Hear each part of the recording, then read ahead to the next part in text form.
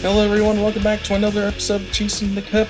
I am your host, Will England. In this episode, I'll be reviewing the Busch Light Clash from this weekend. I'll also go over some news stories, and I'll talk about some other stories from the off-season, primarily in the Lure Series. And so, what a race we had last weekend, so let's get started by reviewing it. And so here is your finishing order. Joey Logano won the Clash, followed by pole sitter Kyle Busch. In third was Austin Dillon. Fourth, Erik Jones. Fifth, who was my pick, Kyle Larson. Sixth, William Byron. Seventh, Cole Custer. Christopher Bell, 8th. AJ Allmendinger, 9th. Kevin Harvick, 10th. Chase Elliott, 11th. Harrison Burton, 12th. Ricky Stenhouse Jr., 13th. Daniel Suarez, 14th. Martin Truex Jr., 15th. Michael McDowell, 16th. Ryan Blaney, 17th. Bubba Wallace, 18th. And those are the drivers who were running at the end. Now here are the ones that DNF'd. Justin Haley finished 19th after being involved with an incident with Kyle Larson. Ryan Preece had an oil pressure issue and finished 20th. Both Tyler Reddick and Chase Briscoe both had drivetrain issues, finishing 21st and 22nd.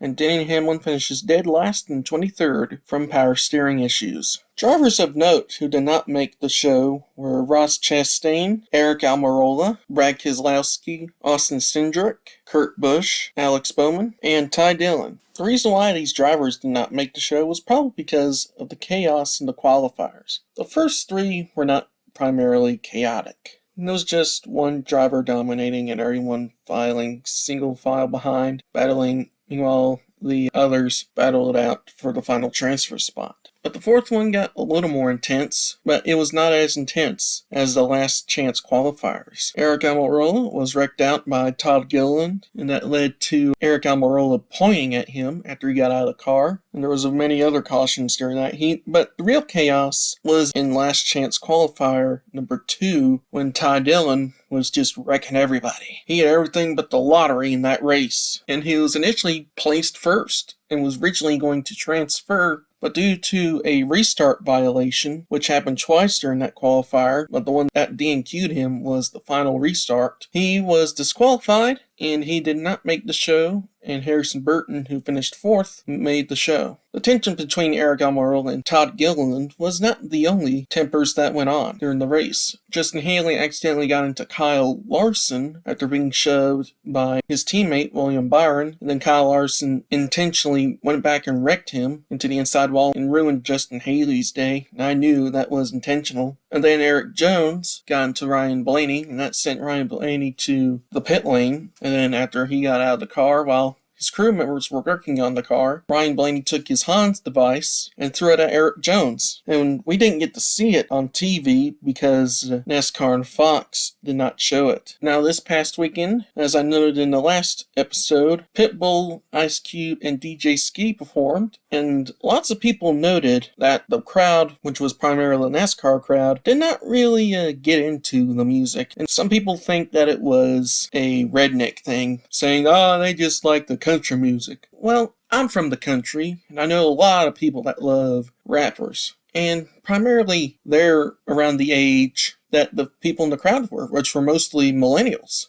So I think it's not to deal with country, I think it's the age thing. These are millennials, and they're used to the crap that is so-called rap. Meanwhile, these are mostly old school rappers that were mostly popular when they were children. Because Ice Cube was big in the late 80s and the 90s, and Pitbull in the 2000s. So in my opinion, it's more of a age thing, more than a southern redneck thing. And so many people did not like this race because they said there was not a lot of passing and it was mostly a wreck fest and stuff. But in my opinion, I liked it because it's just basically good old-fashioned short track racing. You know, beating and banging, tempers flaring, hot drivers, damaged cars, and some great racing. And if you don't like that kind of racing, then you shouldn't watch NASCAR, because that's what NASCAR is. And this showed what NASCAR was at this event last weekend. And it brought a new audience to show that short track racing at the Coliseum. In my opinion, this was a pretty good race, despite Fox, whose coverage quality was very low.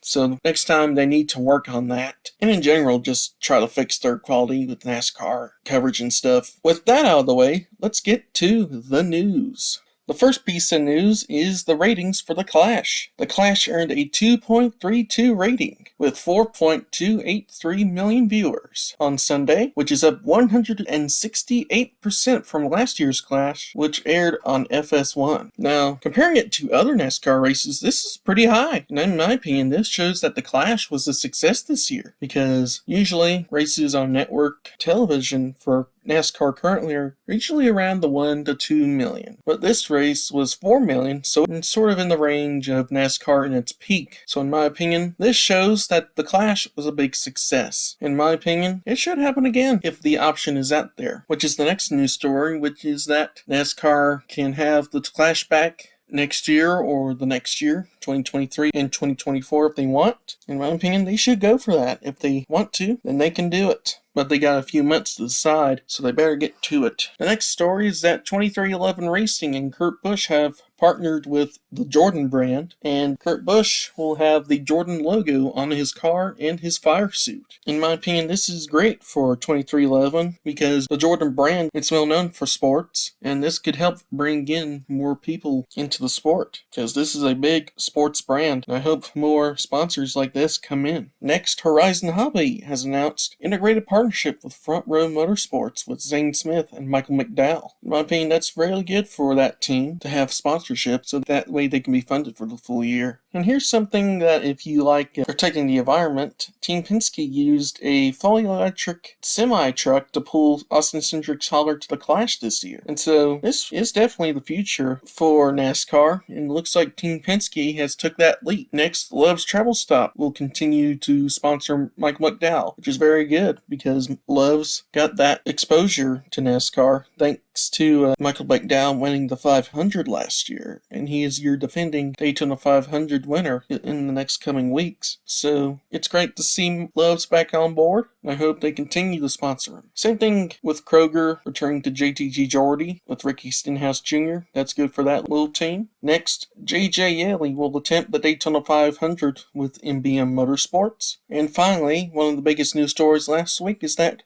Kaz Grala will attempt to qualify for the Daytona 500 with NASCAR's newest team, the Money Team, which is owned by Hall of Fame boxer Floyd Mayweather, also known as Money. In my opinion, this is good for a new team owner to come into the sport. This shows that the next gen car is really attracting new team owners to the sport. And I hope that it'll continue to bring in more competitive teams, and I hope the Money Team is competitive and will stay in NASCAR for a good long while. And so that's it for the news. Let's talk about some other things before we end the show. First, let's talk about Hailie Deegan. Hailie Deegan completed her first rookie year in the NASCAR Camping World Truck Series and was kind of a disappointment to some people. Some people said that she would have been very competitive and would have won some races and would have been the first female driver to win in the top 3 national series, but she didn't. She only gained one top 10 last year, and that top 10 was at Gateway. She led no laps. Her average start was 18.7 and her average finish was 20.7. But one thing that shows something good about her is the amount of DNFs she had last year. She had no DNFs for the regular season, but she had 3 during the playoffs at probably one of the most dangerous stretches during the playoffs, which is Bristol through Talladega. At Bristol and Talladega, she was involved in wrecks that was pretty much unavoidable. It was kind of the same way in Las Vegas, but it was sort of unavoidable when she got mixed up in someone else's mess in that race. Probably because the Camping World Truck Series is full of crazy idiots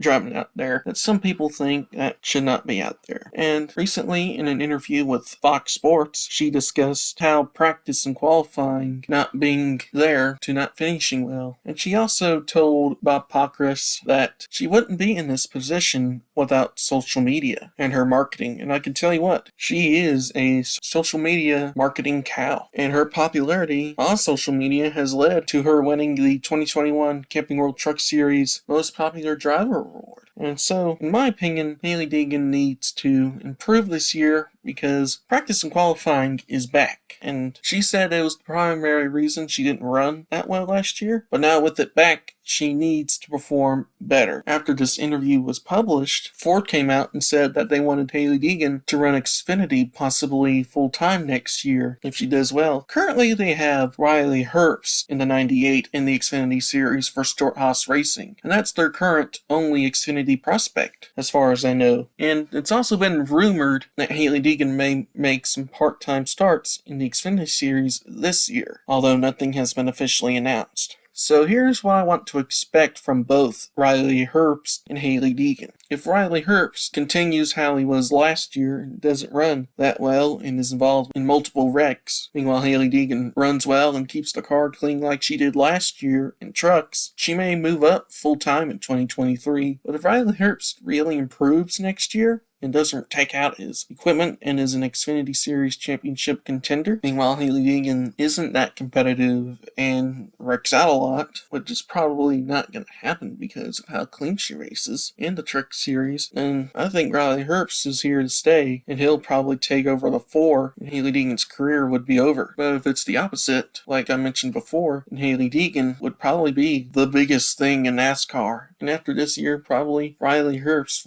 career would probably end. So what I want to see from Hailie Deegan is her to run well in both trucks and Xfinity Series, and I want to see Riley Herbst improve from last year, because he is a veteran in the Xfinity Series now. If he doesn't drive like one, then he's going to be yanked out, and a new young female phenom will take his place. And the final thing I'll discuss is the NASCAR Xfinity Series and who I think will be contenders this year. So I'm going to go in the order of the final driver standings. Daniel Hemrick is the champion, but he's no longer in his Joe Gibbs ride, but it will be with Colleague Racing, which has shown to be a competitive organization. So what I want to see from Daniel Hemrick this year is if he can win a bunch of races and compete for the title again. Next up is Noah Gregson. Noah Gregson finished 3rd in the standings after making his first Final Four appearance. And so what I want to see from Noah Gregson is improvement from last year. And he's shown that he's been improved. This was his first Final Four appearance last year, and he's well known for his aggression, so I want to see him improve, so that way he can have an opportunity in the Cup Series. Next is AJ Almanger, and what I want to see from the Dinger is that I want to see him win the championship this year. Last year, it all came down to one race, and he blew it, and he finished 4th in the standings. So what I want to see from AJ Allmendinger is redemption, and I want to see him get that title, as well as go out in Cup and win some races. Next up is Brandon Jones, and Brandon Jones had a little bit of a slump this year, and so what I want to see from Brandon Jones is him be a competitor this year. He won races in 2019 and 2020, but what I want to see from him is come back and win some more races, and also be a competitor for the championship. And finally, I'll talk about Ty Gibbs. Ty Gibbs had his rookie season in the 54 car, and it's believed that he'll run full-time in the 18. And so what I want to see from Ty Gibbs this year in this full-time season is that I want to see him win races and be competitive and also be consistent, as well as not get too over his head. So if he can do that, he can be a champion in the Xfinity Series. And he'll also have a good shot in Cup in the coming years. And so that's it for this week's podcast. There's no races this weekend, but this weekend is the so I guess I can make a pick on the show. I'm going to go with the Bengals. I'm not a big NFL fan. I'm more of a college football fan. Go Mountaineers. But since Cincinnati is the closest team to me, I'm just going to go with what I consider my home team in the Super Bowl. So I'm going to go with Cincinnati. And so that's it. I hope you enjoyed the podcast. Please subscribe and leave a like for more. And I'll see you next week.